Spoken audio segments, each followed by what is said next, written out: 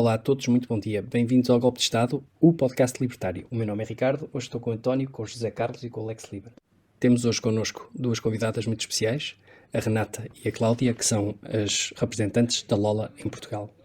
Como início aqui do nosso episódio, ia perguntar à Renata o que é a Lola e qual a sua principal missão. Olá, também estamos aqui muito felizes em estar nesse podcast libertário. A Lola é uma entidade internacional que começou em Washington em 2009, ou seja, é uma ONG, uma entidade sem fins lucrativos e apartidária, que tem como objetivo educar principalmente as mulheres quanto ao movimento libertário. A Lola possui vários chapters, né, vários capítulos pelo mundo. Em Portugal, eu, a Cláudia e mais a Aline, somos aqui a equipe de liderança que elas escolheram para organizar esse movimento em Portugal, que ainda é muito recente.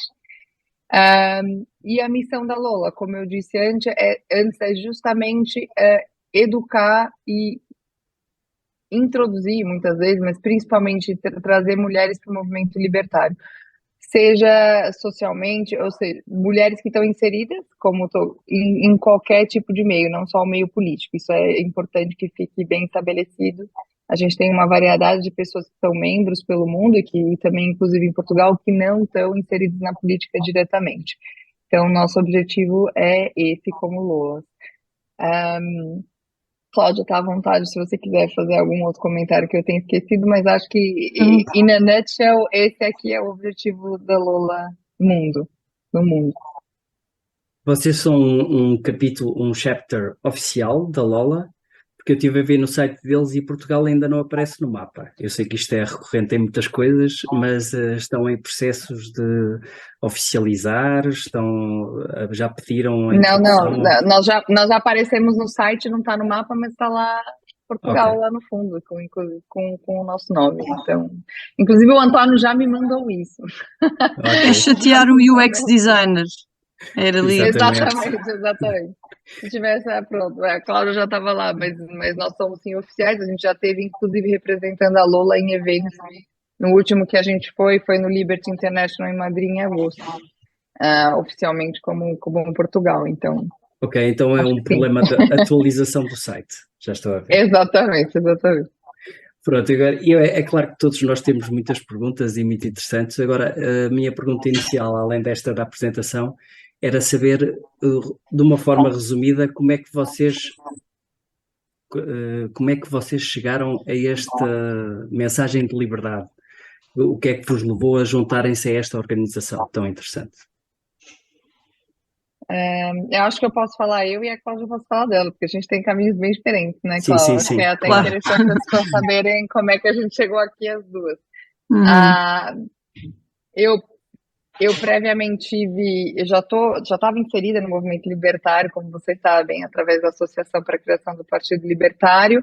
E quando eu me desvinculei dessa associação, eu procurei uma outra forma de poder disseminar o movimento libertário da forma que eu achava mais correta. Que, inclusive, como libertário, ser apartidário é uma coisa ainda mais interessante para nós, né? Ser um movimento social, acho que tem tudo a ver com uma ideia de liberdade. Foi por isso que a Lola, quando eu descobri, a Lola fazia todo sentido para esse meu caminho como libertária. É isso, para mim, claro. Para mim é bastante mais complexo. Acho que mais complexo, diria mais longo, não é? Passei aqui pelo dissabor, mas simultaneamente também pela aprendizagem daquilo que foi a experiência partidária antes disto. Quer dizer, nascer em Portugal, que é um país profundamente socialista, em que o maior partido da oposição ao Partido Socialista tem sido sempre um partido social-democrata, que é um partido de esquerda. Ninguém nos explica as coisas, não é? Quando nós somos crianças e adolescentes, portanto, para mim o PSD era um partido de direita. Quando eu me sentia um bocadinho mais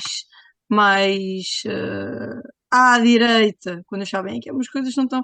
Eu cheguei a votar no CDS, também houve alturas que votei no PAN, porque animaizinhos, e estou muito chateada com isto tudo.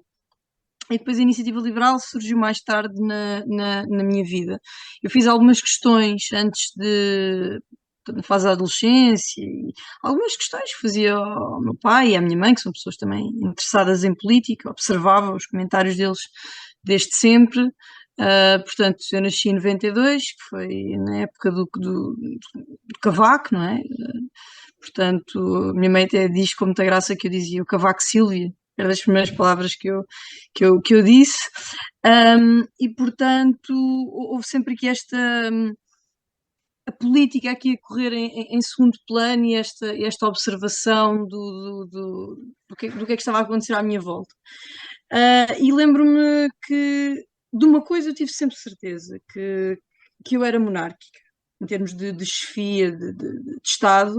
Isto era uma coisa que vinha mesmo de criança e que eu nunca precisei de questionar. Olhava para os factos, olhava para o que me explicava na escola, e eu percebia que chefia de Estado, idealmente para mim, era monárquico. De resto, alguma coisa não dava muito bem com o meu país, e muitas vezes questionava o meu pai, quando o meu pai dizia os comunistas querem que nós sejamos todos iguais. Eu dizia, mas isso não é bom. Quando nós somos adolescentes, não é? Quando nós somos adolescentes, pensamos que isto parece um ideal bonito, não é? O problema é que há pessoas que nunca se descolam deste ideal. E o meu pai dizia, não é bem assim. Não é, sermos todos iguais não é uma coisa boa, porque os homens não são iguais às mulheres, e cada pessoa em si própria não é igual à outra. E, portanto, isto de sermos todos iguais parece bonito, mas não é. E, portanto, logo aí eu percebi que esta mensagem nunca seria muito fácil de passar. Com o tempo, como eu ia dizer, acabei por encontrar a Iniciativa Liberal, porque a Iniciativa Liberal e o Chega entraram no Parlamento no mesmo ano, depois de tanto tempo cingidos a PS, PSD, CDS, e quem era desta ala um bocadinho mais liberal. Aliás, liberalismo em Portugal era uma palavra proibida porque estava muitíssimo associado à austeridade que as pessoas passaram com o governo de Pedro Passos Coelho, que, por sua vez, foi causada pelo que tinha acontecido com José Sócrates, não é? Colocou Portugal na bancarrota e, portanto, o Passos Coelho andou ali a equilibrar um bocadinho as coisas. Até hoje é uma personalidade sobre a qual não há um consenso total. Acho que a história, na minha perspectiva, lhe tem feito alguma justiça, mas não há um consenso total. E, portanto, o Passos Coelho fez na altura foi liberalizar muitos setores. E como essa liberalização acabou por coincidir com a austeridade, o português, sempre que ouvia a palavra liberal, era, bem, austeridade. E, portanto, entre a Iniciativa Liberal e Chega no Parlamento no mesmo ano, 2019, se não estou em erro, eu tive a oportunidade, na altura, de ver os dois programas, por mera curiosidade. Nessa altura eu não estava minimamente interessada em política. E na altura, quando olhei para o programa da Iniciativa Liberal, muitas das coisas que lá estavam, a nível de saúde, a nível de educação, teriam-me feito superar várias dificuldades que eu tinha na minha vida e que nem me estava a perceber que era o Estado que as colocava. Eu lembro-me que na altura tinha uma dificuldade enorme para pagar a minha faculdade. E então eu tentei um empréstimo ao banco, mas o empréstimo ao banco exigia-me um fiador. E depois tentei uma bolsa de estudos, de rendimentos, mas a bolsa de rendimentos exigia saber os rendimentos do meu pai e da minha mãe, não sei do quê. E a Iniciativa Liberal de repente tinha ali uma proposta, que a posteriori até foi bastante criticada, que era do financiamento direto, ou seja, o Estado emprestava-me o dinheiro e eu ia pagando, mas eu nunca ficava sem a possibilidade de estudar. Eu na altura olhei para aquilo, refleti um bocadinho sobre aquilo e pensei, bem, mas isto tinha resolvido um problema que eu tenho aqui há anos.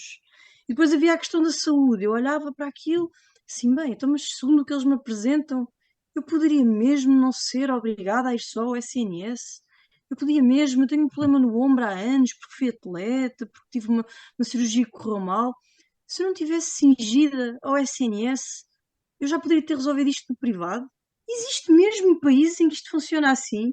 Isto foi assim uma epifania, não é?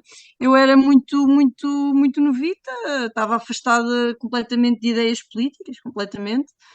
Portanto, na altura isto foi uma epifania enorme. Olhei para o Chega, bem, vi ali também uma outra coisa que, bem, muito bem, mas foi paixão à primeira vista pela Iniciativa Liberal. E, portanto, quando nós entramos imediatamente num partido que está a começar e que as ideias nos dizem tanto, a tantos níveis, bem, a entrega é total. entrega total e muitas vezes acabamos por não estar alerta, muitas vezes, diria quase sempre, acabamos por não estar alerta com aquilo com os perigos e com as perigos, talvez seja uma palavra muito forte, mas com as manhas que se encontra na política partidária. Porque quando nós entramos atrás daquilo que é um sonho, um ideal, porque eu olhei para aquelas ideias e eu queria mesmo ajudar a implementá-las. E percebi que, mais tarde, essa não seria a principal motivação das pessoas, especialmente conforme o partido crescia. Conforme o partido crescia, eu comecei a perceber que havia um certo sentimento, e isto pode não ser, e certamente não é exclusivo da iniciativa liberal, mas que havia um sentimento muito de manada ou de carneirada, assim num termo um bocadinho mais grosseiro. Portanto, se num dia o líder ou quem tivesse alguma influência nos destinos de quem seriam os próximos representantes dissesse hoje queremos menos Estado, e a toda a gente hoje queremos menos Estado. Se no dia seguinte o líder dissesse hoje queremos mais Estado, iam todos atrás, hoje queremos mais Estado. E eu olhava e pensava, mas isto já não tem a ver com o programa, isto já não tem sequer a ver com os ideais. Conforme o tempo foi passando, eu comecei-me a perceber que isso era cada vez mais evidente, era cada vez mais fraturante. Falava-se muito de liberdade, mas já não havia liberdade para se dizer o que se pensava, nem para se agir de acordo com aquilo que seriam os valores liberais. Claro que depois aqui também entraram para mim os filósofos, porque eu não era uma pessoa, não era, e até hoje posso assumir que não sou uma pessoa dos livros, não sou, quer dizer, eu fui estudante de educação física, não é? Era a minha área de estudos, portanto é uma coisa que eu me tenho vindo aos poucos a aprimorar, a ler as ideias, a perceber as origens. Eu sempre fui uma pessoa muito prática em relação ao que funciona e ao que não funciona. Naquele momento, aquelas ideias pareciam-me que era o mais correto funcionar. E nesta altura em que percebi que havia uma crise de valores, decidi voltar às bases, decidi começar a ler de baixo. Bem, o que é que dizia este, o que é que dizia aquele, o que é que dizia o Hayek, o que é que dizia o Adam Smith, o que é que dizia... Não. E comecei a perceber que realmente havia ali um conjunto de princípios basilares que já tinham ficado lá para trás há muito tempo. Portanto, foi o momento em que decidi sair e comecei a fazer uma crítica mais profunda àquilo que representa um partido político, àquilo que representam os políticos por si só, àquilo que representa o poder, e portanto entramos aqui numa espiral. Ao contrário da Renata e provavelmente vocês todos, eu ainda não me considero libertário, muito menos anarcocapitalista, ainda estou aqui muito na linha do liberalismo clássico, embora acho que as etiquetas não são importantes e muitas vezes são as etiquetas que acabam por separar bons projetos e pronto, e dar mais força ao socialismo, que no fundo é o que nós queremos aniquilar, mas situo-me aqui no liberalismo clássico, no libertarianismo minarquista, essencialmente quando saí da iniciativa liberal ficou um vazio muito grande a nível de, bem, eu tenho estas ideias, eu já percebi o que é que está errado, eu já percebi aonde é que isto não está a chegar às pessoas, qual é a dificuldade da mensagem, e sinto que tenho a missão de continuar a divulgar a mensagem de alguma forma. E depois tive a felicidade de conhecer a Renata, pronto, também no seu projeto, tinha estado também no Partido Libertário, na Associação Partido Libertário e tudo mais, e também, de certa forma, parecia-me estar aqui à procura do mesmo, que é, bem, eu tenho esta energia, tenho esta vontade, mas onde é que vamos canalizar isto? E, portanto, acabou por surgir aqui o convite para a Lola, que acaba por ser bastante estimulante, porque só no caso específico português, a maior parte dos votantes do Partido Socialista são as mulheres com mais de 55 anos.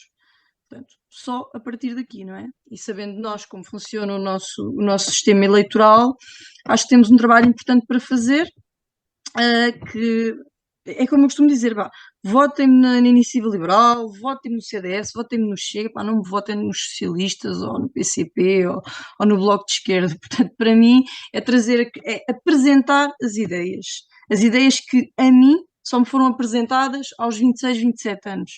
E a partir daqui a pessoa faz o seu julgamento, faz a sua escolha, decide onde é que há de pôr a cruz, mas a ideia é, para mim, sempre melhorar o cantinho que me diz respeito, não é? Portugal. Grande resposta. Quando é que vocês decidiram avançar para o ativismo político? Sempre foi assim quando estavas na Iniciativa Liberal ou foi uma coisa mais recente que quiseste mesmo divulgar as ideias que tu estavas a perceber que eram as mais corretas e querias divulgar isso a mais pessoas? Ativismo, ou seja, fora da questão partidária. Eu acho Exatamente, esta vontade de montar as bancas, de falar com as pessoas, de transmitir novas ideias, de convencê-las, no fundo, a virarem mais para a liberdade em detrimento de mais socialismo, que é o que que os partidos têm para oferecer neste momento, não é? Bem, no meu caso, em concreto, houve aqui dois momentos. Como eu já referi e refiro muitas vezes, eu sou monárquica e, portanto, isso para mim foi o meu primeiro ato de eu acho que isto seria mais liberdade e mais correto para, para o meu país se ver livre de certas teias de corrupção do que um sistema republicano. E, portanto, isto para mim foi a minha primeira missão. Converter, primeiro que eu tinha cá em casa, dizer aos meus pais: já pensaram se isto fosse uma monarquia, que havia menos espaço para determinado tipo de corrupção? Então, mas se o rei for maluco e tal, e o que é que acontece? E eu fui mostrando literatura, fui mostrando vídeos, fui mostrando comentários, fui mostrando coisas, fui mostrando como é que a República se impôs em Portugal de uma forma muito pouco democrática, de uma forma agressiva, de uma forma violenta, que tinha um movimento que é a carbonária por trás, portanto, uma coisa muito. No fundo, temos um sistema imposto por uma sociedade secreta até hoje. E eu percebi que ninguém sabia disto. E, portanto, até hoje continuo a espalhar essa mensagem. Portanto, foi o primeiro ativismo político, se quisermos, que eu tive vontade de fazer e que fiz. O segundo momento foi quando o partido que ganhou as eleições em Portugal não pôde fazer governo porque a esquerda não deixou. Pareceu uma coisa mais indecente, quer dizer, o partido que ganha, portanto defendemos a democracia, não é? A democracia para cá, a democracia para lá, enchemos a boca para falar de democracia e o partido a coligação que ganha as eleições vai abaixo porque temos um partido socialista, um partido comunista e um bloco de esquerda, um grupo de partidos de esquerda que querem o poder, que querem apenas o poder. Já não há esta ideia de democracia, já não há nada. Eu lembro-me que arranquei para o Palácio de... não era o Palácio de Belém, o Palácio da Ajuda, foi onde eles foram assinar o livrinho. Lembro-me perfeitamente que estava lá eu e mais algumas pessoas, alguns curiosos e outros também a manifestarem-se. Foi a primeira vez que eu me manifestei assim, a nível político-partidário. Eu lembro-me disso assim, umas coisas um bocadinho desagradáveis, chamei-lhes usurpadores, antidemocráticos, etc. Lembro-me perfeitamente que quem estava a sair do Palácio nesse momento era a Catarina Martins e o Augusto Santos Silva, né? O atual Presidente da Assembleia da República, e eles fizeram-me um olhar e um sorriso de escárnio mesmo, que eu até hoje não sou capaz de me esquecer, e a partir daí pensei, não, vou fazer a vida negra. E foi assim, foram estes dois momentos. A mesma pergunta para a Renata, como é que se passa de estar num partido, digamos, como militante, mas não muito ativa, para um ativismo mais a sério no âmbito da Lola e da mensagem da Lola? Eu vou voltar um pouco para trás, porque eu devo o meu libertarianismo a um homem português, então eu acho que isso tem que ficar aqui registrado. Que foi que veio se tornar meu marido, não foi à toa, mas que a verdade é porque quando eu tenho dupla nacionalidade, né, a minha mãe é portuguesa, e quando eu me mudei de São Paulo para Lisboa, eu sempre me considerei uma conservadora, apesar de eu ler o Thomas Sowell, eu acho que como a gente tem muita influência americana no Brasil, também muitos conservadores, na verdade, são libertários e não sabem, né? Que eu acho que é uma coisa que acontece com muitos aqui no Brasil, que, entretanto, hoje a gente já tem um movimento libertário muito grande que tem trazido esses conservadores, por assim dizer. Mas quando eu fui, eu ainda tinha muitas dúvidas. Então, quando eu fui para Portugal, antes de eu conhecer meu marido, eu me considerava uma pessoa conservadora. Quando ele me apresentou a doutrina libertária e nós posteriormente nos juntamos à associação, foi quando eu vi perceber que o Estado é que está o mal que o Estado faz era muito maior do que eu considerava como uma conservadora. Por isso que a verdadeira moral, o verdadeiro conservador é um libertário na essência.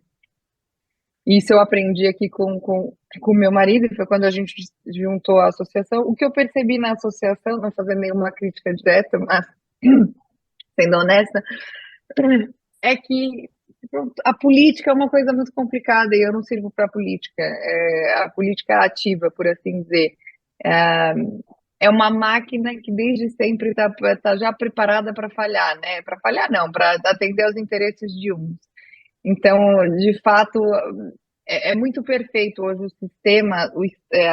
sistema governamental, o Estado, como a gente diz, é mesmo o Leviatã, porque ele já é uma máquina que funciona sozinha. Então, assim, já para uma pessoa de bons valores, de bom moral, para um libertário conseguir funcionar numa associação, conseguir funcionar num partido político, e a gente tem muitos exemplos de bons partidos que começaram com boa intenção e não conseguem ir para frente, eu acho que é quase impossível.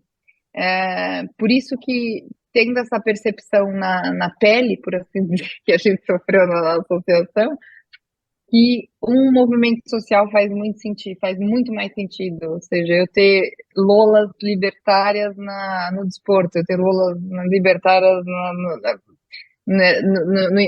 intelectuais, nas universidades.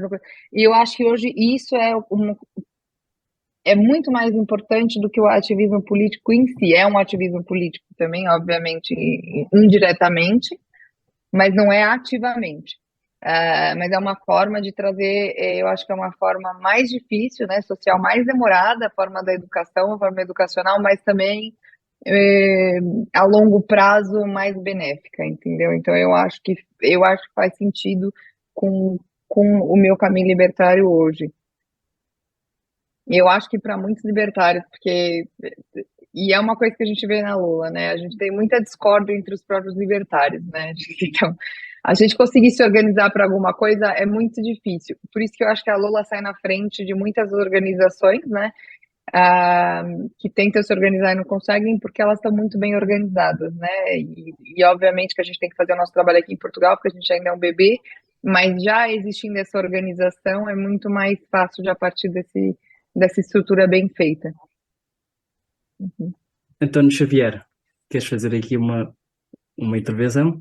Não, é que eu vou fazer, que acho que já conhecemos e ficamos a conhecer aqui o vosso trajeto, bem diferentes. De um lado, acho que mais esclarecido, do outro, mais revoltado, e de uma maneira ou de outra, o resultado foi o mesmo. Portanto, estamos a falar de atingir aquilo que todos nós aspiramos, que é sermos nós próprios dentro da sociedade, e, e, e essas opressões que nós vamos sentindo faz-nos ver que de facto teremos que defender cada vez mais a liberdade para conseguirmos atingir os nossos objetivos pessoais e depois como resultado da sociedade. Mas eu fico muito curioso porque nós, como libertários,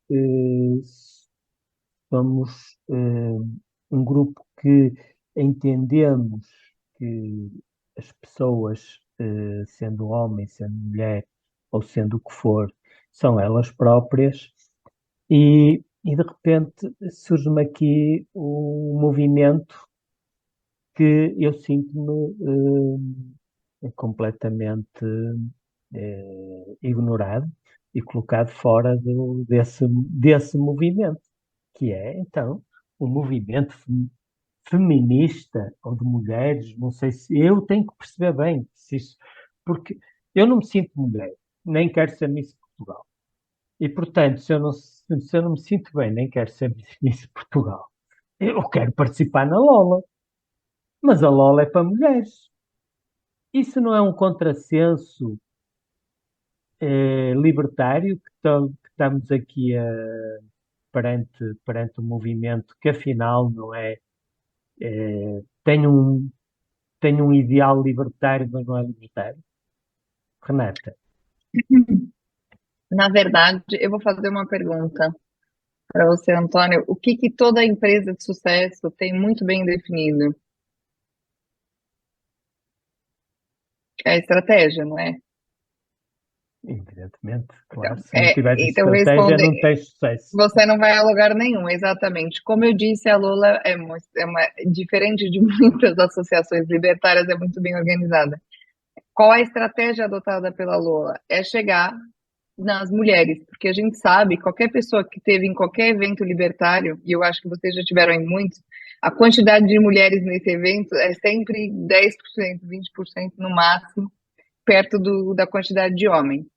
Então, como já existem outras associações de sucesso em que, obviamente, muitos líderes são homens, e inclusive muitos desses homens doam quantidades muito voltosas para a causa da Lola, a Lola decidiu tackle, ou seja, exatamente como estratégia chegar em mulheres. Como é que a gente chega em mulheres com outras mulheres? Não tem nada de feminismo coletivista nessa perspectiva. É puramente uma estratégia para chegar em quem a gente quer. Que estão nas mulheres, como a Cláudia disse, que inclusive votam muito mais em totalitarismo, muito mais no coletivismo do que os homens já, por natureza, aparentemente. E nem sequer estou falando dessas mulheres, eu quero dizer, inclusive dentro do próprio movimento libertário. Então a Lola quer atingir essas pessoas. De mulher para mulher é muito mais fácil que as mulheres se identifiquem. Isso também foi uma avaliação de estratégia que foi feita. E respondendo a sua pergunta, você pode com certeza participar de nossos eventos, você é mais do que bem-vindo, a gente gosta de muitas discussões. A única coisa que é restrita é que os líderes de capítulo, ou seja, os membros, têm que ser mulheres justamente porque a gente quer dar voz e quer que outras mulheres se juntem. E se eu começar a deixar os homens libertários, que já estão em todos esses movimentos, conseguirem fazer parte, a gente vai perder a nossa estratégia, vai perder o nosso objetivo. Então, é mais isso. Não sei, Cláudia, você pode acrescentar o que você quiser, mas é mais uma questão estratégica de marketing. Não, por isso que é bastante libertário, porque é bastante voluntário. É tão libertária que os homens libertários dão muito para essa causa, porque querem que a gente atinja mais mulheres. É mais isso mesmo, Antônio. Ok, já que falaste pela causa, depois tens que dizer no fim como é que os homens libertários e os nossos ouvintes podem participar e apoiar a causa Com aqui em certeza, Portugal. com certeza. Cláudia, hum, eu, a Renata, que eu conhecia muito antes deste início, deste movimento e deste trabalho cívico, Renata, vou ser um bocado xenófobo, é brasileira, ok? E eu sou daqueles que digo, ainda bem que estão a haver tantos brasileiros, que há muitos libertários e esses libertários podem nos ajudar a ganhar força, mas brasileira. E nós estamos aqui perante uma sociedade que é extremamente conservadora, muito mais conservadora, provavelmente, do que parece, mesmo nas raparigas jovens. Eu vejo um conservadorismo até gritante para quem viu as mulheres dos anos 80, que eram muito mais liberais. Desculpem lá dizer isto, mas a tua mãe, Cláudia, de certeza que era muito mais fora do que tu, porque era normal. Eh, eh, a mensagem brasileira, ou a visão brasileira do libertarianismo é um pouco diferente da nossa realidade. Tu, como participante agora e estando neste grupo da Lola, como é que vês a Lola a progredir em Portugal e qual é a mensagem que nós devemos dar para a mulher portuguesa? Efetivamente, eu acho que isso pode ser bastante mais complicado em Portugal do que no Brasil.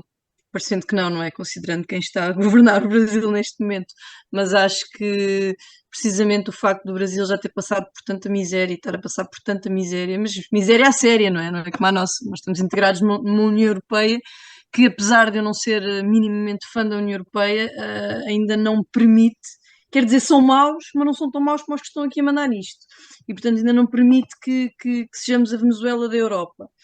E acho que nesse aspecto os portugueses ainda estão ali muito agarrados, ali à Xuxa do Estado português, à Xuxa da União Europeia, estão ali muito. E nesse aspecto acho que os brasileiros já não têm ninguém que lhes deite a mão. E como não têm ninguém que lhes deite a mão, já tiveram que fazer este trabalho de chegar às respostas um bocadinho sozinhos. E, portanto, o conteúdo que nós encontramos libertário, seja no YouTube, quer dizer, livros, publicações que não estão traduzidas para português de Portugal ou que não são encontradas em Portugal, encontramos no Brasil, youtubers, etc., libertários, pronto, tudo isto há imenso no Brasil, em Portugal ainda não chegou. Portanto, acho que as ideias libertárias têm maior implantação no Brasil do que cá. Agora, o que eu acho que cá acontece é que a Iniciativa Liberal tinha o slogan que era "És liberal e não sabias", e eu acho que isso pode, de certa forma, acontecer. Há muita gente que se identifica como conservador e, na realidade, é liberal ou até libertário, porque muitas vezes as pessoas não vão à raiz ideológica da coisa e pensam, bem, liberal. Eu, a primeira vez que ouvi falar na palavra liberal, francamente, foi com a Iniciativa Liberal e eu pensei, liberal, isto cheira-me à esquerda. Liberal, tudo. Francamente, é verdade. E não há vergonha nenhuma em admitir isto. E eu confessei isto em off muitas vezes a colegas quando entrei no partido. Muita gente me dizia, eu também tinha essa ideia, vi-os ali tão abertos e ali, vão os copos. Eu olhava para aquilo, liberdade, liberdade. E em Portugal sempre se associou liberdade a uma coisa de esquerda, não é? Que é estúpido, mas sempre associámos isto a uma coisa de esquerda. Portanto, o que eu acho que falta a Portugal e às mulheres portuguesas é um bocadinho mostrar-lhes que devemos pôr a nossa emotividade de lado. E eu vejo, muitas vezes no Twitter, às vezes eu ando ali em francas pancadarias no Twitter, às vezes com mulheres conservadoras, e às vezes não é sequer para elas me levarem mal. É para lhes dar ali um abanãozinho. Claro que cada um vive a vida da forma como quer. Mas muitas vezes eu ouço as mulheres dizer os homens são mais razão, as mulheres são mais emotividade. Bem, isto são coletivismos bacocos, porque cada qual é como é, independentemente de ser homem ou ser mulher.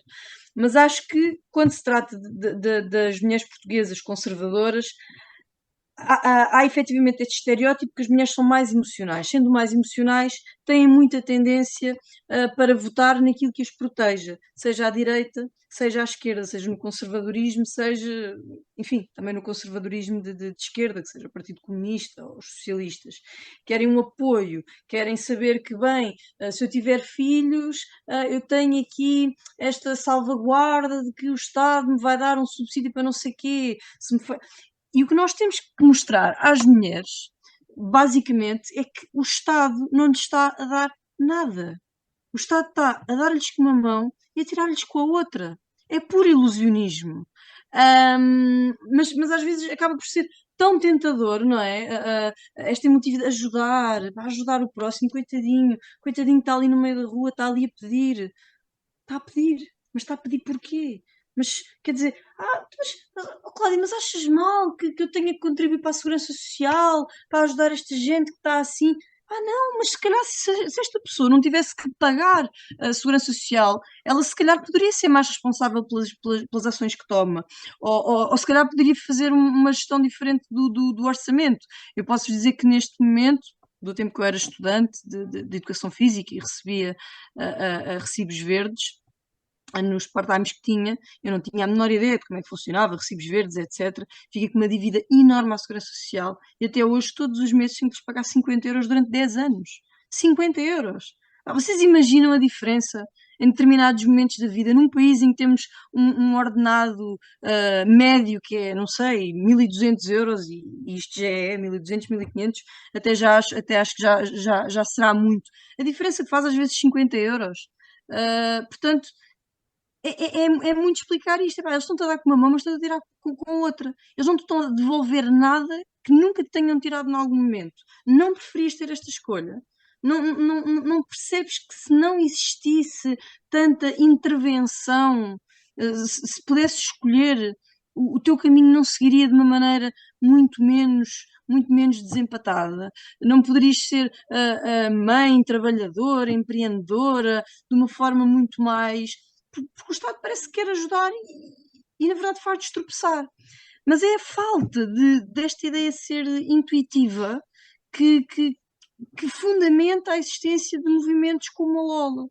Chegar ao pé das mulheres e dizer: atenção, tu, menina, que és do Bloco de Esquerda e que vais para ali dizer: epá, eu tenho direito a ser LGBT, tenho direito a mudar de sexo, tens o direito a fazer isso.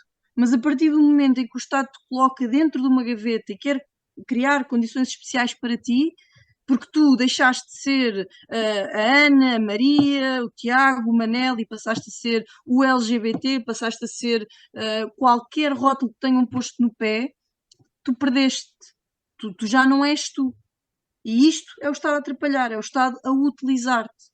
Esta mensagem não é nada intuitiva. E tenho a certeza que em Portugal vai demorar muito e vai ser preciso uma estratégia de comunicação de todas as forças que querem efetivamente mostrar o que é a liberdade em relação ao Estado. Vai demorar muito tempo, mas é mesmo isto que fundamenta a existência. Portanto, temos que simplificar a mensagem de que o Estado atrapalha, de que o Estado não nos quer unir, quer nos separar, quer nos coletivizar, e acabar com o mito de que isso é bom, porque ainda há o mito de que isso é muito bom.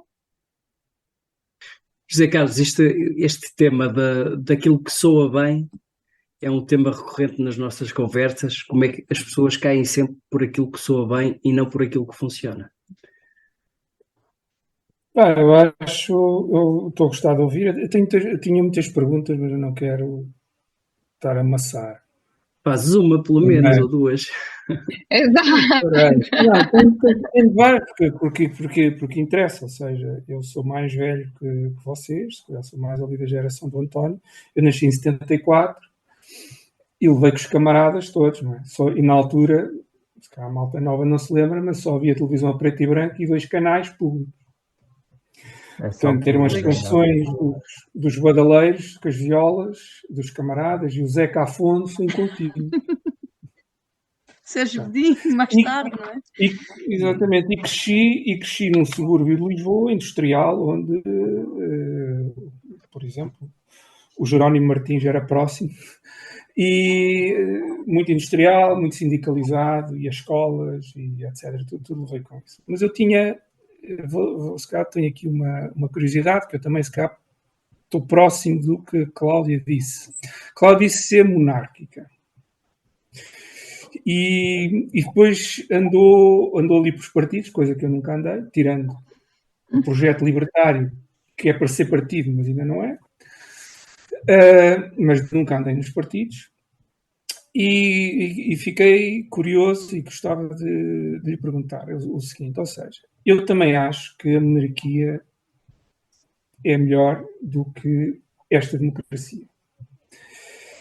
E é melhor pelo seguinte, porque mesmo que o rei for deslocado, ou o que for, a corte que vive e que parasita do orçamento é muito menor. Portanto, é ele e a malta das orgias, portanto, as amigas, os amigos, aquilo fica...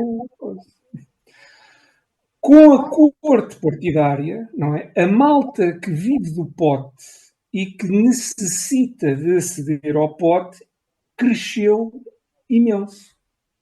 Não há só no Parlamento, há nas estruturas partidárias, há nas estruturas camarárias, etc, etc. Não é? E com isso tudo vieram empresas camarárias, empresas públicas não sei o quê, empresas estratégicas, porque de vez em quando as eleições não dá bem como eles. correm, então é necessário. E a minha pergunta ia no sentido seguinte, ou seja, eu vejo, se calhar vejo mal, mas não vejo que um partido, pelo menos um partido com acesso ao poder cá, eu vejo sempre uma subversão maligna em algum momento da sua história, não é? Eu não tenho acompanhado aí as vidas partidárias, mas vocês parece que identificam partidos de direita. A última vez que ouvi, acho que o Chega quer a TAP pública. Já não. Se quer ou não. Já não. Mas, Já por não. exemplo, Já nunca ouvi, mudou. por exemplo, na Iniciativa Liberal, nunca ouvi dizerem, por exemplo, para que é que serve a Caixa Geral de Depósitos público, para que é que Portugal tem um banco público.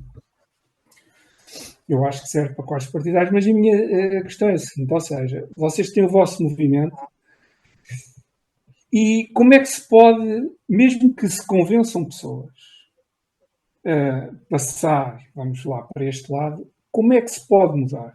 Porque o que eu vejo, o que se vê pelas pessoas que têm experiência partidária, é que a corrupção parece que é inerente à vida partidária e à vida desta República quando chegam onde têm que chegar, não é? Era se calhar uma primeira pergunta que eu tinha aqui para vocês. Ou seja, ok, imagina que tu convences um grupo de pessoas, de jovens ou menos jovens, mulheres, algumas até, imaginemos, funcionárias públicas. Ok, sim senhor. E o que é que fazemos? Porque o regime que nós temos é para votar, não é?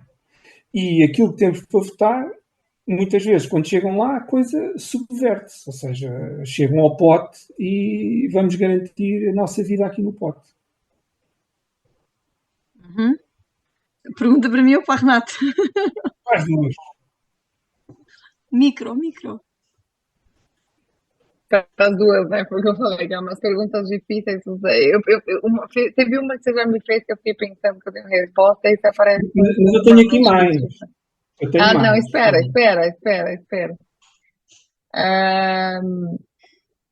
Eu entendo, porque na verdade o que a gente, ou seja, o libertarianismo, sei como é que a gente tira poder ao governo sem estar diretamente ligado ao governo. Agora, o poder legislativo, ou seja, tudo parte da Constituição, né? Na verdade, né?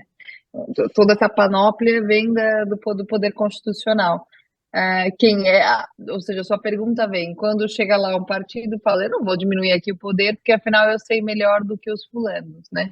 Mesmo que seja um partido que se diz libertário ou liberal, quando chegar no poder, não, mas eu sei que é melhor, então eu não vou aqui diminuir o poder do Estado, porque afinal eu sei que é melhor, não importa que daqui a 4 anos vai aparecer outro fulano, que pode não ser eu. Então, ninguém que chega lá no poder vai fazer esse tipo de coisa, né? Não é do ser humano tirar poder para si mesmo, né? Ou seja, a sua pergunta é como é que a gente faz isso dentro dessa máquina? Já que ninguém vai fazer isso, né? Porque se a gente confiasse num partido político, é isso que o partido faria. A partir do momento que ele chega lá, ele alteraria a legislação, muda de alguma forma que o próximo partido não conseguisse mais ter aquele tipo de poder. Isso no mundo ideal, se a gente acreditava numa associação, num partido libertário, o partido libertário chegava lá e alterava esse tipo de coisa para que não pudesse acontecer novamente, em tese. Seria tipo uma constituição blindada, de alguma forma. Esse seria o caminho mais fácil, né? Ou seria o caminho ideológico, que a gente acredita que não vai acontecer, porque isso não, nem que a gente consiga formar, as pessoas quando chegarem lá não vão fazer. Como é que socialmente? Eu acho que a pressão social tem muito poder. A gente tem visto muitas mudanças para o mal, né? Obviamente, com pressão social, né, Carlos? Eu acho que a cultura woke, tudo isso tem acontecido. E não é marxismo cultural, né? Porque não existe marxismo cultural, foi o outro cara que inventou essa guerra cultural, que eu esqueci o nome agora, mas esse fulano foi muito inteligente e ele foi por aí, e de fato muitas coisas se alteraram por uma questão cultural, né? Ou seja, o Estado ganhou muito peso nos últimos anos, no mundo, nos Estados Unidos, inclusive, que sempre foi toda aquela questão constitucional para os Estados Unidos vem perdendo poder por uma guerra cultural. E eu, na minha opinião, Carla, pode intervir quando você quiser, eu acho que a Lola faz parte da contra-guerra cultural, ou seja, não é Red Pill, não é o movimento Red Pill, como eles dizem, mas seria esse counter-movement. A opinião pública tem, sim, muita força. A gente sabe que os partidos são eleitos com base na opinião pública. Muito se fez com base muito se faz, né? Porque você vê hoje que eu acho que a propaganda cultural está tão forte que você nem precisa de algumas coisas. Eu tenho o próprio enforcement do meu vizinho, né? Eu nem preciso de a gente, como libertário, é interessante ver essa coisa toda essa força nas empresas, no meio cultural, que por acaso agora está muito totalitário, dessa woke culture, esse enforcing que tem sido acontecido, que tem acontecendo, não precisa de governo para fazer, precisou de cultura.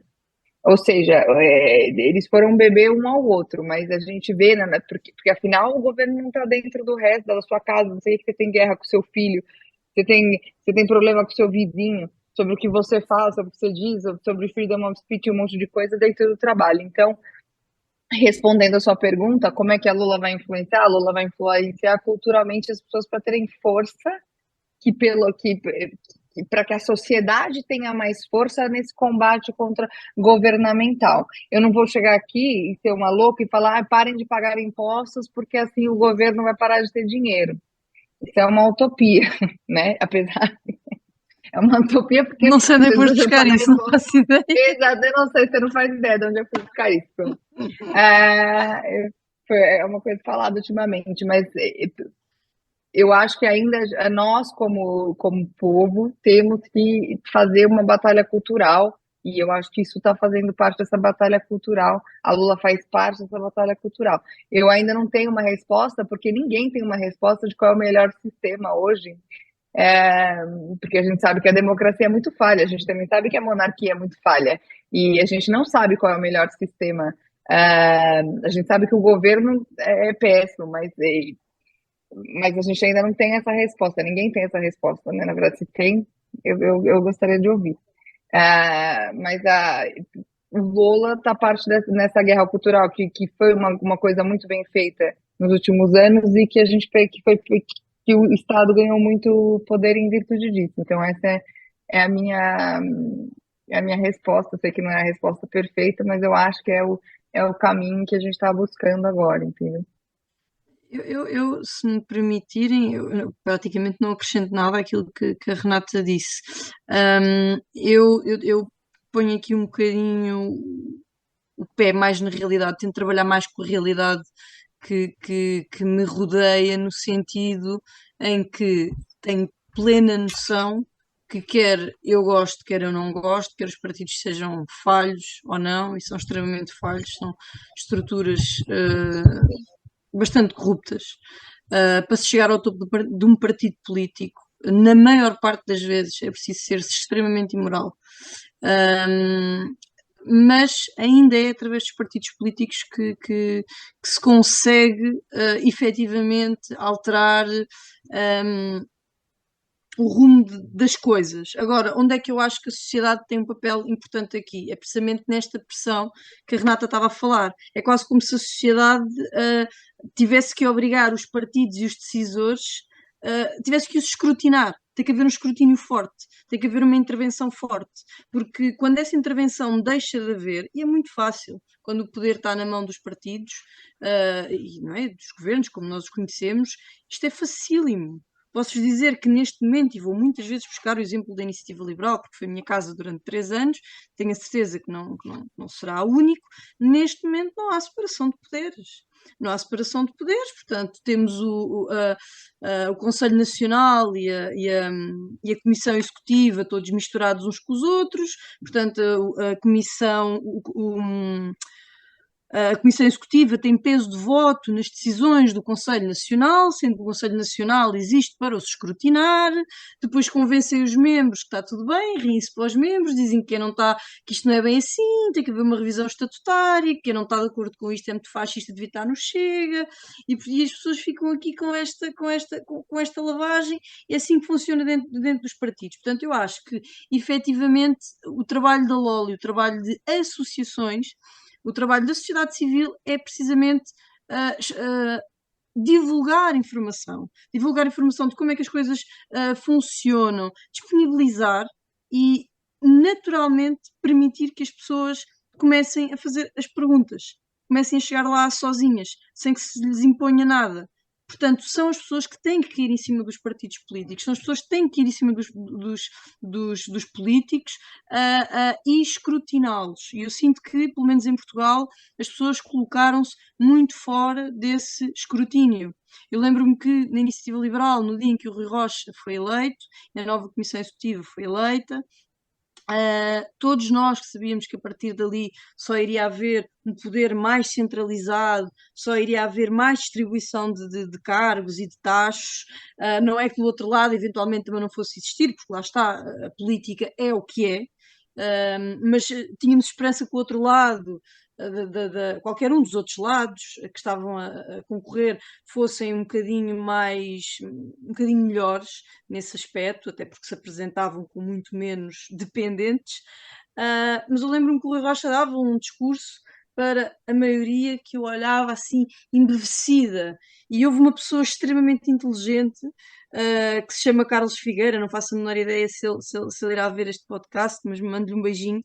E dizia assim o Carlos Figueira, nós estávamos assim de lado a olhar para o palco, ele dizia assim, isto, e apontava para o Rui Rocha e para a nova Comissão Executiva e dizia, isto é o Partido Socialista, estes todos que estás aqui a ver são os portugueses. E é engraçado como dentro de um partido político, dentro de pessoas que tiveram aquele escrutínio, aquela capacidade de autonomia de pensar, bem, Portugal não está bom, temos aqui um bipartidarismo, isto não está bom, entram num partido político e entram exatamente na mesma, como diziam os espanhóis, não me está a ocorrer a tradução para português, na mesma trapa, na mesma armadilha, de olhar e ver ali uma personagem messiânica, um líder ainda mais messiânico que diz que aquele é que é bom e todos batem palmas. E, portanto, acho Cláudia, que... tu achavas então que a mudar, agora imagina, não é? Eu ponho aqui, imagina que o vosso propósito corre bem e que vocês daqui a um ano têm milhares de pessoas que convenceram e as pessoas, não digo abrir os olhos, ou pelo menos estão esclarecidas e querem mesmo, se calhar, porque Portugal tenha um pouco mais de liberdade e independência para cada um. Então, pessoas pensam assim, vou votar. Primeiro, votar aonde? Certo? Ou até penso assim, se calhar vamos aderir a um partido ou vamos entrar nestes partidos que existem e vamos tentá-los mudar por dentro. Mas depois, e eu não conheço futuros partidários, ao contrário da Cláudia, não é? Vimos que a coisa existe, ou pelo menos o que me dizem lá dentro é fazer carreira partidária é uma profissão a tempo inteiro. Portanto, dificilmente, ou seja, tens que quase desde o miúdo entrar naquela JS, andar aí a meter cartazes e carreirinha por aí acima. Portanto, eles nunca fizeram mais nada, certo? Portanto, tu para mudares um partido que existe por dentro, com estas ideias, tinhas de subverter isto e pôr em causa toda esta estrutura e tudo aquilo de poder e de acesso ao pote. Portanto, eu volto a dizer, qual das duas maneiras tu achas mais fazível? De uma pessoa que está de fora mesmo, que nunca estive dentro. Se calhar este movimento de vocês ser também uma alavanca para que surjam novas ideias políticas, sejam partidos ou não, e que de alguma forma sejam pessoas de fora e que possam, dentro do sistema, pelo menos abalar de outra maneira e se calhar entrar na Assembleia ou qualquer coisa e dizer outras coisas de maneira diferente e tentar ser diferentes, ou pegar no que já existe, entrar lá por dentro e tentar alterá-lo, seja a Iniciativa Liberal, seja um PSD, seja o Chega, seja o que for. Isso é impossível. Não se consegue alterar. Se conseguisse alterar, eu teria ficado na Iniciativa Liberal. Eu fiz uma grande tentativa, acho que ninguém que entra em partidos políticos sabe que quando entra, não entra de ânimo leve, entra e nem sai de ânimo leve, não é? A pessoa acredita mesmo naquilo, dá a cara, sabemos como é que eu hei de dizer, portanto, os problemas até que podemos, constrangimentos que podemos arranjar profissionalmente, pertencemos a partido A ou B, e posso garantir que é muito, muito, muito difícil mudar um partido político por dentro, porque quem já tem o poder muda regras, muda regulamentos, muda não sei o quê, não dá. Agora, acho que de fora, com a pressão existente, e vou buscar o exemplo do Chega.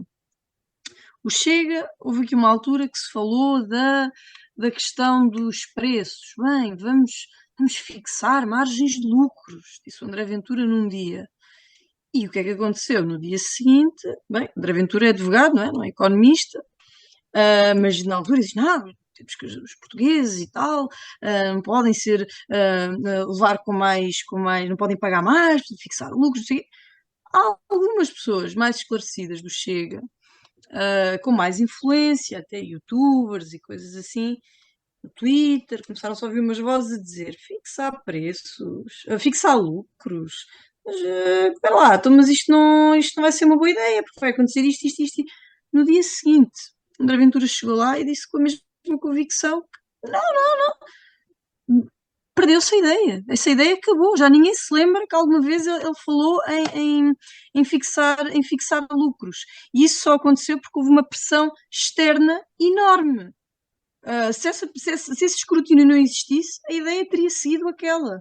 E esta é a realidade. Portanto, por dentro não se muda nada. Mas se quem está cá fora está atento e está a fazer pressão, os partidos querem manter o poder. Eles vão fazer tudo o que está ao seu alcance para não desagradar quem os está a escrutinar, o seu público, não é?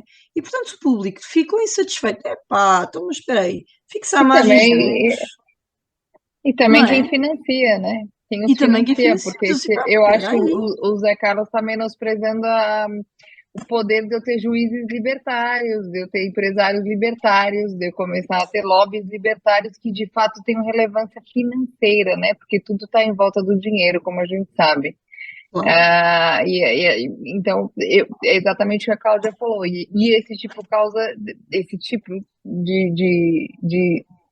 de pessoas causa outro tipo de pressão. Então, por isso que a gente fala que a gente tem que estar em todos os vieses da sociedade, e é dessa forma que a gente consegue influenciar. Nós, em Portugal, e outra vez para Portugal, que é a realidade que eu vivi, a realidade que eu mais conheço. Portugal é um Estado que é um país que hoje a grande maioria da população vive do orçamento, já praticamente direto. Portanto, eu somo reformados, são quase 3 milhões, ou 2 milhões e qualquer coisa, funcionários públicos, estão quase nos 800 mil, e também junta-se aqui, pelo menos acho que se deve juntar, as pessoas que recebem o salário mínimo. Porque em Portugal, quem aumenta o salário mínimo é o Sr. Primeiro-Ministro. E eu vejo que todos os projetos políticos não atacam nenhum destas 3 áreas. Ou pelo menos eu não sou uma pessoa atenta, não vejo, eu vejo mais o futebol e essas coisas, porque eu sinto-me triste do dia a dia. Portanto, eu não sei, eu julgava que todos queriam a TAP e que a TAP era estratégica e que o país ia acabar sem a TAP, mas aparentemente já parece que não. Portanto, isto significa as 3 grandes áreas daquilo que se criou, se calhar nos anos 60, que é o Estado de Providência, não é? E um Estado que promove ou combate a desigualdade. Por aí nós temos impostos progressivos. E a minha pergunta é, ou seja, é possível nestes 3 grupos trazer pessoas para este lado? E, a ser possível, é possível trazer em número suficiente que possam agir culturalmente e ter essa força que vocês estão a procurar conquistar na sociedade portuguesa? É uma pergunta assim para as duas. Não sei se me fiz entender. Eu percebi, da minha parte, acho que é perfeitamente possível, porque os funcionários públicos também não estão contentes. As pessoas não estão contentes, os médicos não estão contentes. Mas diz-me uma coisa, não é? Ou seja, por exemplo, imagina que aparece uma pessoa como o Milei, ou coisa parecida, não é? O Milei agora está muito nos TikToks, nos trends, não é? Aquela coisa de tirar os ministérios. Então, em educação, acabar com o ministério. Então, em não sei o quê, acabar com o ministério. Estas pessoas estão a ver o emprego deles. Ou seja, os professores estão a ver, espera lá, tu acabas com o ministério, quem é que me traz? É que hoje em dia eu queixo, mas tenho ordenado e ainda faço greves, ainda posso fazer greves. Portanto, sem isto, quem é que me sustenta? É a minha pergunta. Mas eu acho que a Cláudia respondeu, porque na verdade a gente sabe que as pessoas estão descontentes porque o Estado é o pior gestor de recursos, o Estado é ineficiente. Se a gente mostrar que aquela pessoa num país capitalista vai poder receber muito mais, se ela tiver mais liberdade, ela vai ter muito mais capacidade de receber dinheiro, porque a ineficiência, ela está descontente pela ineficiência que é gerada pela máquina estatal e que a gente sabe muito bem. Qual é o challenge como libertária? Que as pessoas percebam que elas têm uma capacidade muito maior se elas conseguirem trabalhar mais. Elas podem receber mais se ela trabalha mais. Hoje ela trabalha aqui e recebe mais. Vocês da ação que têm tido, têm conseguido trazer pessoas nestas classes para o vosso lado? Ou sentem? A gente começou faz pouquíssimos meses, né? A gente ainda tem 2 eventos, então a gente não pode dar uma resposta contundente ainda, porque a gente não sabe, né? A gente tem pouco reach agora, e as pessoas que a gente tem trazido, os nossos early adopters, por assim dizer, são pessoas que já estão mais viradas, né? Ou seja, então essa é o que a Cláudia falou no início. Então a gente ainda não consegue falar isso dessa forma, não tem uma resposta para isso que a gente não sabe, porque a gente está há alguns meses operando. A gente pode pesquisar no que aconteceu em outros, por exemplo, no Brasil ou nos Estados Unidos, quanto à questão pública, mais no Brasil, porque, né, Cláudia, a questão pública no Brasil, há muito funcionário público no Brasil também. A gente pode trazer essa resposta em relação a outros países, mas a gente ainda não tem essa resposta aqui em Portugal. A gente pode fazer um guess, né? Mas a gente não tem ainda exatamente esse acontecido, por assim dizer. É o que a gente espera, é demonstrar essa ineficiência, é o que a gente objetiva, por assim dizer.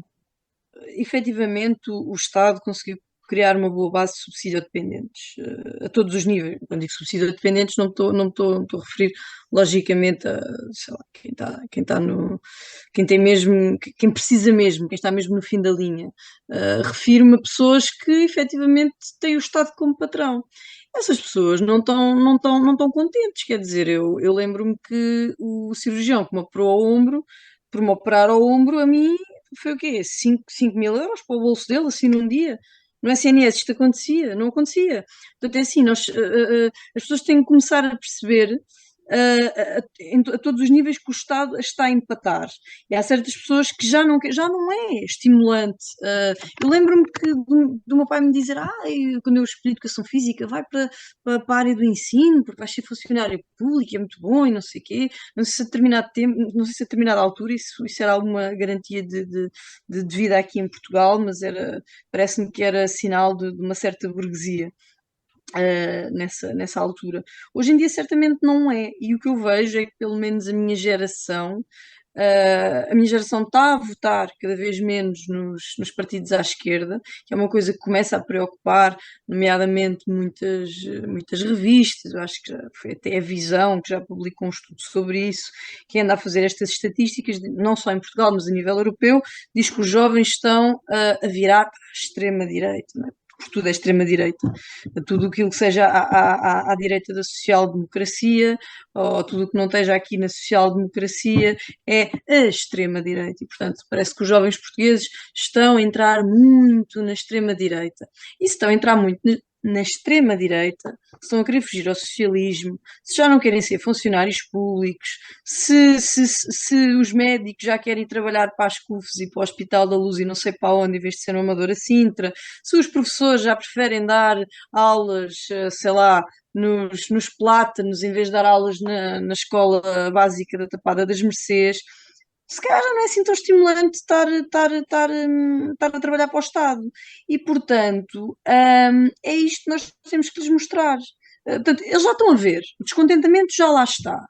Portanto, a partir daqui é mostrar qual é a opção, é tirar-lhes o medo, porque estas pessoas estão muito assentes em medo. Bem, ok, isto não é mau, mas o que vem a seguir pode ser pior. Acho que isto é muito o medo do português.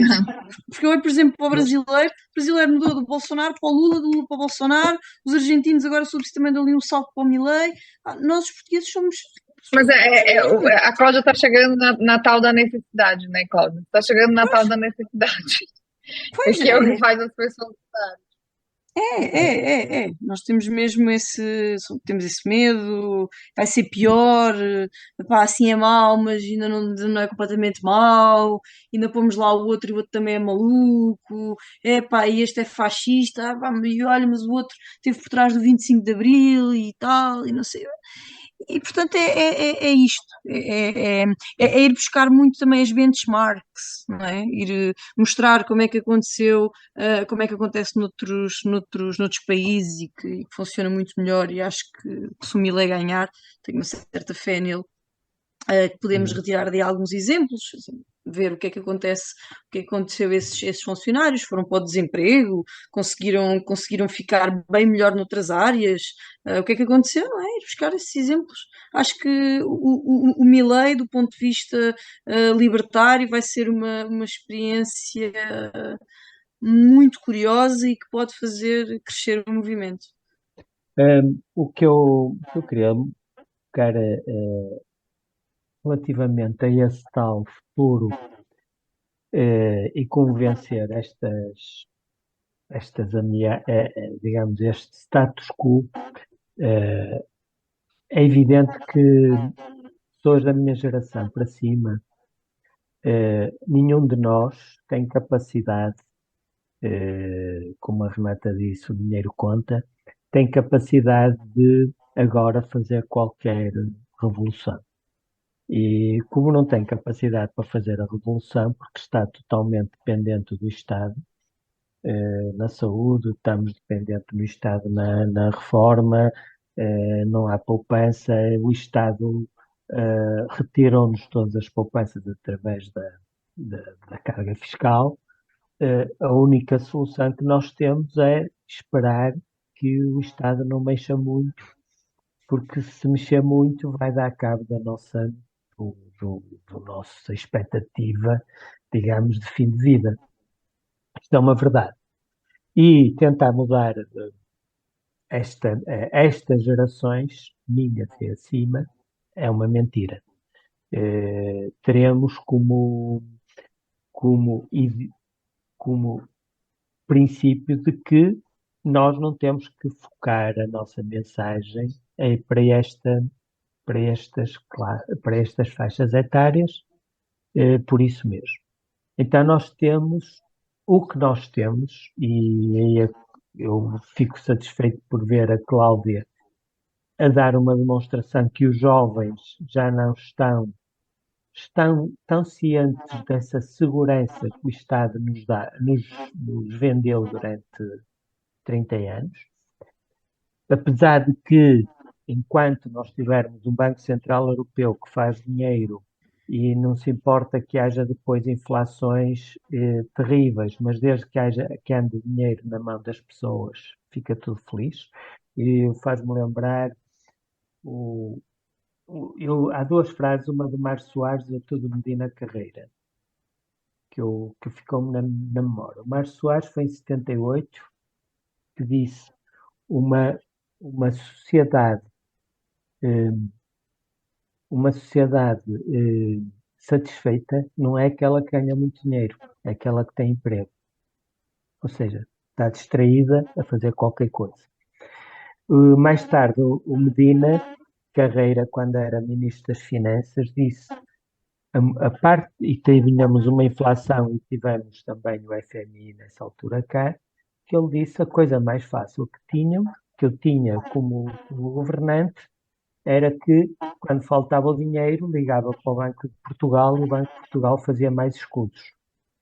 E, portanto, no dia seguinte já estava a distribuir dinheiro por toda a gente. Nós temos que ter consciência de que a Europa está a viver assim. E, portanto, mesmo os jovens que possam estar muito revoltados com o Estado, vai haver momentos logo que passa esta fase em que vai entrar dinheiro vindo não sei de onde, através de um sistema completamente não sustentado de fabricação de dinheiro. E isso vai cair muito, digamos, essa expectativa de que a juventude também pode mudar muito. No entanto, eu tenho como visto, e por isso é que quando eu vi, ou quando a Renata me falou a primeira vez na LOL, eu disse assim, olha, está aqui um movimento que eu acho que pode ser importante para a mudança de mentalidades. É que a principal vítima do socialismo é a mulher, na minha opinião. Okay? Porquê é que é a mulher? Porque a carga fiscal faz com que as famílias não se possam sustentar só com um dos elementos do casal. Ainda por cima, agora com a quantidade de divórcios, ainda aquilo que é chamado de famílias disfuncionais, ainda pior. Portanto, a mulher tem que trabalhar. A mulher tem que trabalhar e toda, digamos, a realização da mulher como ser biológico e ser intelectual confrontam-se. Ou seja, a mulher, se quer ser um ser biológico nesta altura, tem que a sua função de procriação está posta em risco, porque se ela vai procriar, não pode trabalhar, não vai receber, não fica. E depois,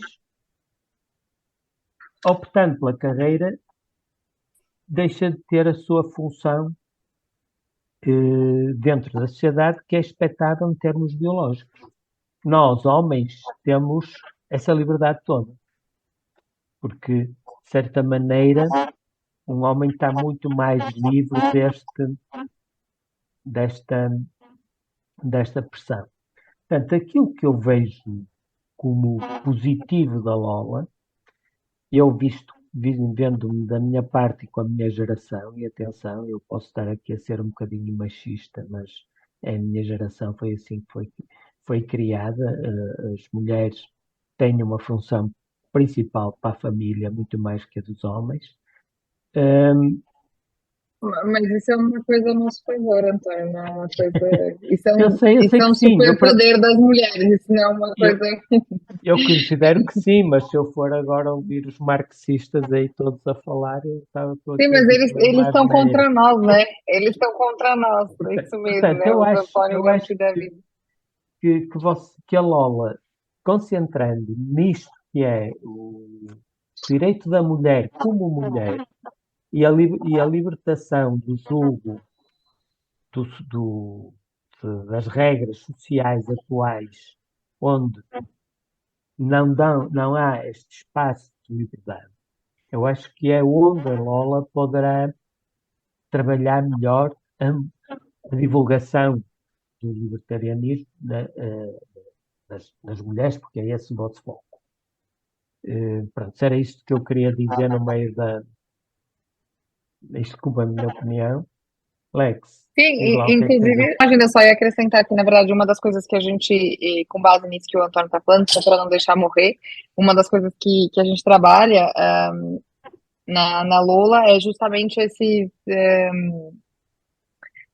uma crítica muito ativa ao feminismo cultural, ou seja, esse coletivismo cultural que planta muitas coisas ruins, né?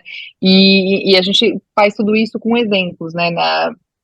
por exemplo, a questão dos subsídios afetarem as famílias, de até influenciarem os pais de família, deixarem as famílias, né? Um modo dos pais se responsabilizarem e deixarem as famílias. Isso, inclusive, é citado no livro do Thomas Sowell. Então, assim, há muitos fatos e estatísticas fáceis da gente comprovar que esse feminismo coletivista foi muito mal para as mulheres ao longo dos anos. E não é com base só em medida de felicidade, né? Porque essas medidas não são muito confiáveis, mas são em medidas sociais mesmo, de famílias unidas, de criminalidade, entre muitas coisas que estão associadas a essa guerra cultural, Antônio. Então, eu acho que você tem toda a razão, e eu e a Cláudia, a gente vai trabalhar mais nisso, mas já também está dentro do nosso ponto de vista que a gente quer espalhar de alguma forma.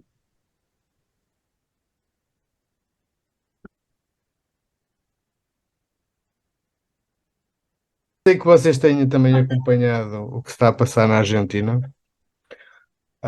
e realmente o Milei tem ganho tração. Eu gostava de saber se vocês conseguem compreender o fenómeno, se é por causa da Argentina já estão no fundo do poço, que ao fim e ao cabo eles têm que escolher alguma coisa que seja menos pior e veem o Milei como uma opção, e como é que o povo é levado a votar no Milei. A segunda pergunta, aproveito já para fazer as duas. Eu sei que vocês têm feito para já poucos eventos, mas como tem sido a aceitação das mulheres às ideias da liberdade, já que, como vocês falaram, se calhar a mulher está mais voltada para o socialismo e está mais fechada às ideias libertárias. Como é que elas recebem? Como é que elas recebem as ideias? Se acham um bicho de sete cabeças? Se acham que vocês são meio alienadas? Como é que elas olham para isso? Então, se puder começar por mim, sobre o Milei, eu não acredito que eles estejam a escolher o pior. Em primeiro lugar, é preciso perceber que o fenómeno Milei foi sendo construído. Ele não apareceu, ele apareceu agora como candidato presidencial, mas ele já vinha a aparecer como uma personalidade. Portanto, ele teve uma banda de rock, ele esteve envolvido no futebol antes. Ele apareceu muito na rádio, ele apareceu no teatro, se não estou em erro. Ele foi-se instalando como uma personalidade do cotidiano dos argentinos, daquilo que eu percebi. E efetivamente vinha também descomplicar, primeiro fazer algumas sátiras do que percebi, algumas críticas àquilo que ia acontecendo com o governo, mas também a desmistificar algumas das coisas que se iam passando em termos económicos. Portanto, eu acho que ele conseguiu transformar a complexidade daquilo que acontecia na Argentina numa coisa extremamente simples. E conforme ele ia fazendo isto, ia crescendo como uma personalidade por quem as pessoas ganhavam carinho e que tomava espaço na sociedade argentina. E, portanto, eu tenho aqui esta personagem que me faz ganhar empatia por ela, que tem um carisma inacreditável, porque o carisma dele é inegável, que me parece alguém com quem eu me relaciono. O Milei parece o tipo da porta ao lado. Viva a liberdade, caralho! Quer dizer, nós olhamos para isto, quer dizer, é o mais genuíno que existe. E depois, quando confrontado com dados, ele rege-se por uma lógica que é inegável. E ainda por cima, veio o carisma, vem aquela implementação toda na sociedade. Portanto, o fenómeno não apareceu hoje, foi uma coisa construída, paulatinamente, de grau a degrau, e efetivamente os níveis de confiança nele são enormes. Vamos ver se não vão a decepcionar. Mas neste momento, a forma como eu vejo é que as pessoas estão a olhar para ele, estão a ver um rockstar. Ele tem aquele carisma de rockstar. E espero que aquilo dê para fazer uma coisa muito positiva, porque ele tem ali a possibilidade de explodir. Vamos ver para que lado é que explode. Tenho franca confiança que será de um sentido positivo. Na segunda pergunta, em relação aos eventos da LOL, efetivamente, nós estamos juntas no movimento desde julho, agosto, por aí. Nos eventos que fizemos, foram eventos de pessoas que já estão mais ou menos direcionadas, mas posso-vos dizer, por exemplo, a título pessoal, que nas minhas redes sociais pessoais, não é? Em que tenho um bocadinho de tudo, quer dizer, mulheres que conheci na faculdade, mulheres que conheci noutros contextos, nada a ver, de outros trabalhos que eu tive, trabalhos como promotora, trabalhos a dar aulas, trabalhos aqui e ali, portanto, diversos meios por onde me movi, meio desportivo, etc. E homens também, logicamente. Eu coloquei um vídeo aqui há poucos dias a fazer uma crítica enorme ao socialismo e imensas pessoas foram lá a dizer que a mensagem era muito necessária, que não sei o quê, pessoas que eu nem sabia que se interessavam por política. E, portanto, isto para mim, pessoalmente, significou foi ali uma pequena sondagem. Portanto, eu estando na minha rede social pessoal, não estou a falar para o meu público-alvo, estou a falar para pessoas que se cruzaram comigo em diversos habitats.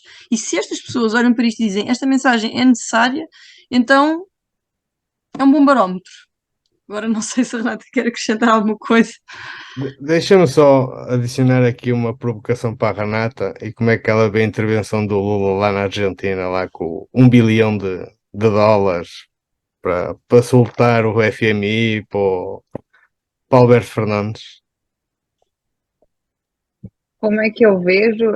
Isso é uma provocação, mas você quer estragar o meu dia, né, Alex? Tava correndo tão bem, a gente não tinha falado muito do Lula ativamente.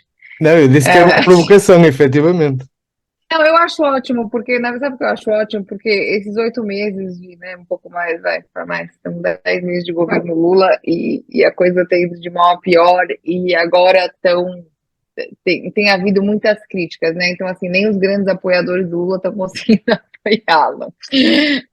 Tipo, assim, a coisa está tão extremada que nem conseguem. E, aliás, isso é uma das. Porque ninguém consegue defender isso. Essa coisa isso tem a ver com o Javier Milei, por exemplo, que a Cláudia falou, é super verdade. Além de ele ser uma figura super carismática, ele fala as coisas certas, mas ele pegou um governo, um governo de liberdade e anti tudo, que é completamente maluco, com o peso lá, 97% de valorização, ou seja, tipo, então ele chega com uma viés de falar, já existia todo o mercado de dólar na Argentina, por tudo que o povo sofria, né? Então ele está chegando, batendo muito nessa questão monetária, batendo muito nessa questão de Banco Central, que para os argentinos é super importante, entendeu? Então eu junto uma figura carismática com uma pessoa inteligente que é super boa em debate e que pega um país completamente afundado, entendeu? E anos da Cristina Kirchner, né? E agora esse outro, então, tipo, eu acho que é o que a Cacau já falou, é toda essa conjugação de fatores, mas muito também pautada nessa figura dele ser uma pessoa carismática, que também, no fundo, é o Lula. O Lula é uma pessoa muito carismática, tinha um discurso muito carismático, sempre teve. Só que, entretanto, essas últimas eleições que já foram muito contestadas, né? A gente não sabe como é que se foi, se não foi, né? Ele está tendo muita crítica, está muito sob escrutínio, e eu acho que tudo isso agora está pesando, muita gente está saindo do governo, e isso me dá um pouco de esperança, apesar que é uma esperança, né? Amanhã acontece outra coisa e a gente já perde a esperança de novo.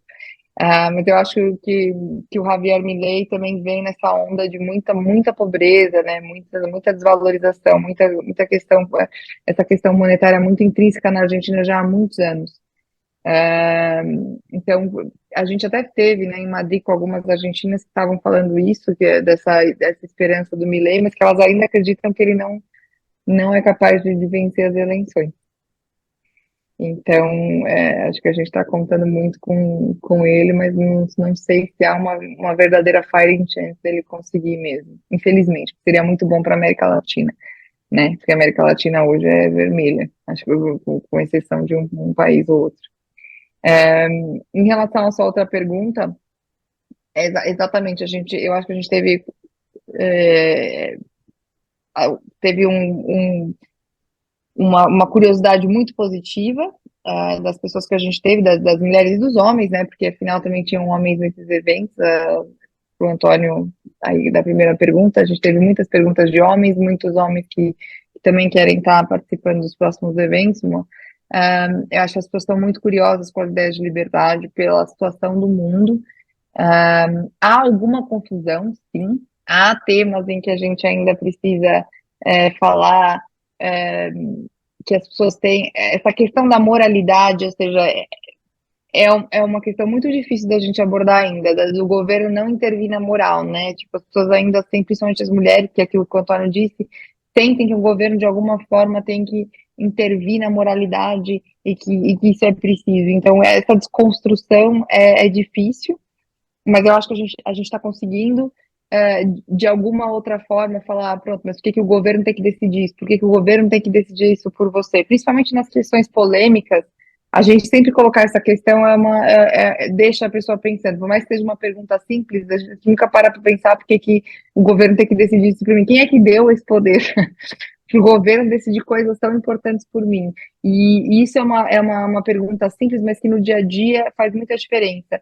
E a gente tem sentido a gente tem feito essas perguntas quando eles vêm com essa devolutiva e tem funcionado, assim, deles ficarem com esse bichinho, assim, com esse pensamento. Entendeu? Mesmo se não queira discutir na hora, depois mandam perguntas, mesmo para a Cláudia no Twitter, entendeu? Relacionado a isso. Pois eu ia Não sei se eu respondi essa Sim, eu ia precisamente perguntar para as mulheres que estiverem interessadas em colaborar com a LOL, em vos contactar, em assistir às vossas intervenções, onde é que elas podem aprender mais ou colaborar eventualmente até na vossa organização através de participação em eventos, etc. Como é que as pessoas podem ligar a vocês para todos os efeitos? Eu não sei se a gente pode deixar o link depois Claro. da nossa página no Instagram e da nossa página no Twitter. Elas podem enviar DMs. E também tem um link no nosso Instagram que tem o nosso grupo de WhatsApp direto, que também elas podem aderir, e a gente manda lá muitos temas libertários para serem discutidos, e também se elas quiserem se tornar membros, lá tem os nossos, podem fazer questionamentos por ali, ou por DM também, que a gente está sempre super ativo e respondendo. Quanto aos nossos eventos, a gente sempre vai colocar o anúncio deles com alguma antecedência no Instagram, para a pessoa poder saber. A gente vai ter um evento no Porto, agora no início de dezembro, com data a definir, mas nós vamos enviar as datas, mas basicamente é isso. Pelo Instagram, tem o nosso link do WhatsApp, por favor, adiram lá ao nosso link, ao nosso grupo no WhatsApp, que a gente manda muitos temas e a gente gosta de ouvir os questionamentos das pessoas. Acho que estou esquecendo alguma coisa, Cláudia? Acho que não, né? Sim. Está prevista alguma página da internet com alguns artigos de fundo ou alguma fundamentação para uma apresentação até do vosso projeto? Sim, a gente está com esse projeto porque a Cláudia escreve muitos artigos, né, pelo Lola, que ela tem publicado em alguns jornais, assim, aqui de Portugal. O nosso plano no futuro, agora a gente só existe uma página da Lola Internacional, que eu já vou deixar também no link, que é o ladiesofliberty.org, só que não é uma página específica de Portugal. Lá eles têm todas as informações, obviamente. A gente tem como nosso plano fazer uma página de Portugal, para a gente colocar todos os artigos que estão escritos com base no que tem acontecido em Portugal, mas ainda está em development. A gente ainda não conseguiu terminá-la, é um projeto nosso, mas que a gente quer, com certeza, terminar ainda em breve. Muito bem, eu acho que vamos seguir com interesse este projeto e ver a evolução, e acho que ficam já convidadas quando se deslocarem aqui ao Norte. Nós somos todos do Norte e temos que marcar aí um encontro para trocar algumas ideias. Olha, então a gente espera todos vocês no nosso evento do Porto, né, Cláudia? A gente espera que todos eles vão lá nos prestigiar e lançar temas polêmicos, que é uma coisa que o Antônio e o Zé Carlos gostam. Então, assim, é uma coisa muito boa para incitar ali a discussão, agora, eu acho que é importante. Já agora, por temas polémicos, eu posso ter só mais uma perguntinha para elas? Só uma coisa. Nós...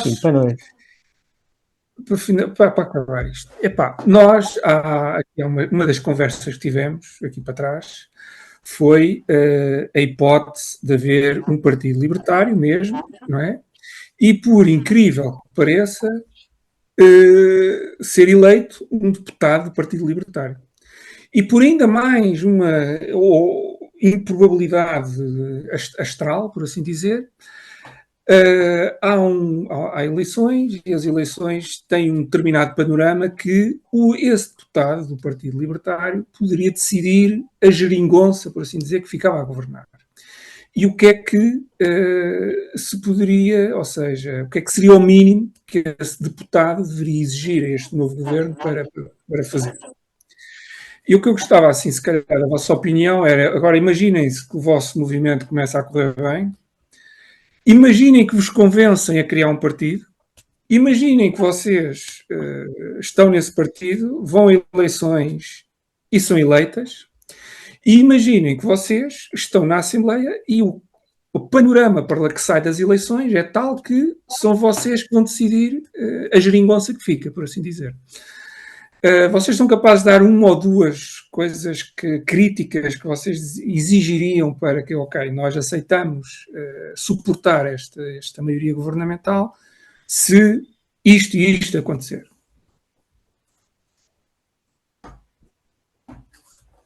Vai para mim essa. E para a Renata também.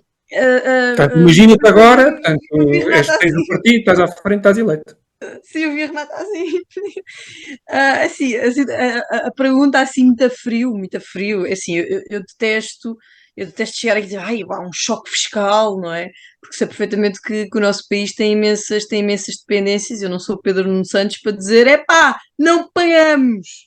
Não, é impossível, não é? Quer dizer, a pessoa tem que ter responsabilidade. Agora, uma das coisas que se calhar para mim seria inegociável e até, quer dizer, é óbvio, acabar com o IMI. O IMI tem que acabar. Bem, diz na Constituição, não é? E até seria uma coisa engraçada para colocar na cara dos socialistas que a habitação é um direito. Pois se a habitação é um direito, então vamos acabar com o IMI. Também gostava imenso que se acabasse com o imposto sobre os rendimentos das pessoas. Não percebo porque é que o Estado tem que ficar com parte daquilo que as pessoas produzem e nem sequer percebo porque é que os partidos à esquerda permitem isto. Porque os partidos à esquerda dizem que tu é que produzes, tu é que fazes. No entanto, são os principais promotores de bem. Tu é que produzes, tu é que fazes, mas, quer dizer, é da cooperativa. Agora, em termos realistas, pelo menos o IMI, para mim tinha que acabar. E se calhar se me desse ali uma listinha de impostos, eu não me iria ficar só pelo IMI. Tinha logicamente que existir uma consulta, não é? Com alguém de economia, que não é o meu caso, ver o que é que há para pagar, ver o que é realista, mas tinha que haver aqui um corte nos impostos, não é? Porque há muitos que infelizmente não seria possível avançar no sentido que se desejaria já, seria utópico, seria até catastrófico, repentinamente acabar agora com os impostos todos, não é possível, mas fazer essa análise, sentar-me aqui com uma pessoa, com 2 ou 3 economistas e dizer, bem, então como é que é, onde é que podemos cortar? Sendo que o IMI, como eu já disse, desculpem lá, é a minha embirração de estimação entre todos os impostos que existem. É que ainda não consegui ter um socialista que me explicasse, se a habitação é um direito, porque é que eu tenho que pagar por um direito? É meu. O socialista só tem direitos, não tem deveres. Eu não sei como é que funciona, né, a questão, obviamente, mas se eu pudesse, eu acabaria com esse tanto de deputado e parlamentar que existe, entendeu? Também. Que é essa panóplia antes de trabalhar com político de carreira. Era uma coisa que eu faria. Obviamente que eu não ia ter poderes para isso. Mas a verdade é que era tentar que a máquina fosse distribuída de alguma forma, né? O financiamento da máquina, obviamente, que é através dos impostos, mas enquanto eu tiver ali pessoas vivendo eternamente, por que eu preciso de tanta gente ali? Tu tens imenso, tu vês ali deputados do PS e do PSD. Parece que eu tenho todos os portugueses ali, meu. Não, assim, tu tens, eu não sei, 80 e tal deputados do PS ou do PSD que eu nunca os ouvi abrir a boca. Quando nós temos da IEL e do Chile, que são 4 ou 5. A mesma coisa, os ministérios é a mesma coisa, então, entende? Tipo, estamos ali no coisa todo. Começava por aí.